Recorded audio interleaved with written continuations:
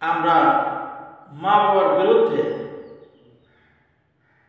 অনেক সময় নালিশ করি যে আমার মা আমাকে দেখতে পারে না, আমার স্ত্রীকে দেখতে পারে না, আমার সন্তানদের দেখতে পারে না। প্রিয় ভাইরা, মায়ের বিরুদ্ধে কখনো নালিশ করা যায় না, মায়ের বিরুদ্ধে কোনো অভিযোগ চলে না।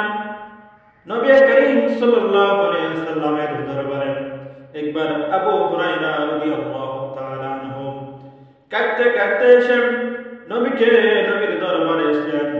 তখন নবী করিম সাল্লাল্লাহু আলাইহি ওয়াসাল্লাম তাকে বললেন, আবু হুরায়রা তুমি কাঁদছো কেন? তখন আবু হুরায়রা বললেন যে আমার মা আমাকে মেরেছে। তখন নবী করিম সাল্লাল্লাহু আলাইহি ওয়াসাল্লাম তাকে বললেন, হে আবু হুরায়রা, তোমার মা তোমাকে মেরেছে, অবশ্যই তুমি তার সাথে বেয়াদবি করেছো, আর তুমি কি সেটা তোমার মায়ের বিরুদ্ধে আমার কাছে অভিযোগ করতে এসেছো? মায়ের বিরুদ্ধে অভিযোগ নট অ্যালাউড। মায়ের বিরুদ্ধে কখনো নালিশ চলে না, মায়ের বিরুদ্ধে কখনো অভিযোগ চলবে না। তুমি অবশ্যই মায়ের সাথে কোনো বেয়াদবি করেছো। তখন আবু হুরায়রা রাদিয়াল্লাহু তাআলা আনহু বলেন, ইয়া রাসূলুল্লাহ, ইয়া হাবিবাল্লাহ, আমি আমার মায়ের বিরুদ্ধে কোনো নালিশ করতে আসি নাই। তখন নবী করিম সাল্লাল্লাহু আলাইহি ওয়াসাল্লাম বলেন, ওহে আবু হুরায়রা, তোমার মা তোমাকে মেরেছে, অবশ্যই কোনো বেয়াদবি তুমি তার সাথে করেছো। তখন আবু হুরায়রা রাদিয়াল্লাহু তাআলা আনহু বলেন, ইয়া রাসূলুল্লাহ, ইয়া হাবিবাল্লাহ, আমি আমার মায়ের সাথে কোনো বেয়াদবি করি নাই। তখন নবী করিম সাল্লাল্লাহু আলাইহি ওয়াসাল্লাম বলেন তাহলে কেন মেরেছেন? তখন আবু হুরায়রা রাদিয়াল্লাহু তাআলা আনহু বলেন, ইয়া রাসূলুল্লাহ, ইয়া হাবিবাল্লাহ, আপনার দরবার থেকে যেতে আমার বাড়িতে দেরি হয়েছে।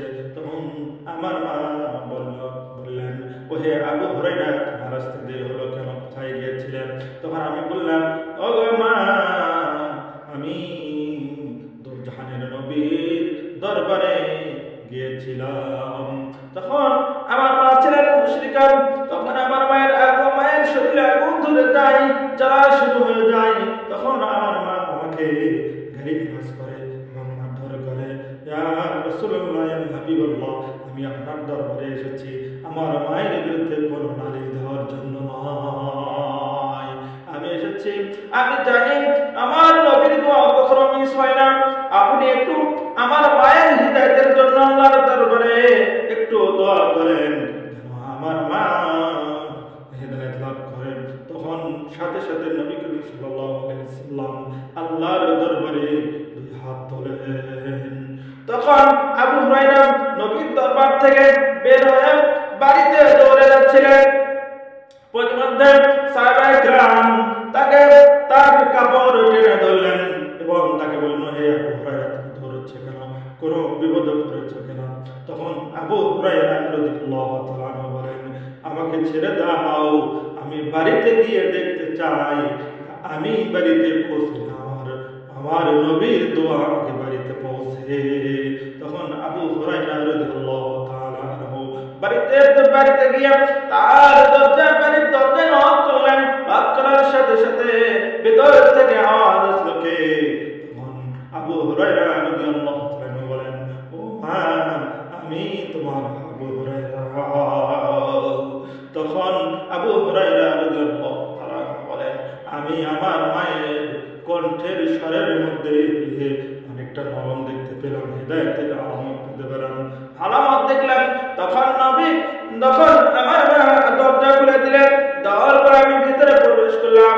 তখন আমার মা বলেন, ওহে আবু হুরায়রা, তোমাকে মেরে আমি খুব অনুতপ্ত হয়েছি। আমি ভাবলাম আমার ছেলে তো কোনো অন্যায় কোনো খারাপের মানুষ, কোনো খারাপ মানুষের কাছে যায় নাই, সে তো একজন ভালো মানুষের কাছে গেছে, তাকে কেন মারলাম? ওহে আবু হুরায়রা, আমি ভুল করেছি, তুমি আমাকে তোমার নবীর দরবারে নিয়ে যাও, আমি ইসলাম গ্রহণ করব। বলেন সুবহানাল্লাহ। আমার ভাইয়েরা, এখান থেকে বোঝা যায় মায়ের বিরুদ্ধে কোনো অভিযোগ করা যাবে না, মায়ের বিরুদ্ধে কোনো নালিশ করা যাবে না। মা যদি কখনো মারেও তার বিরুদ্ধে কোনো নালিশ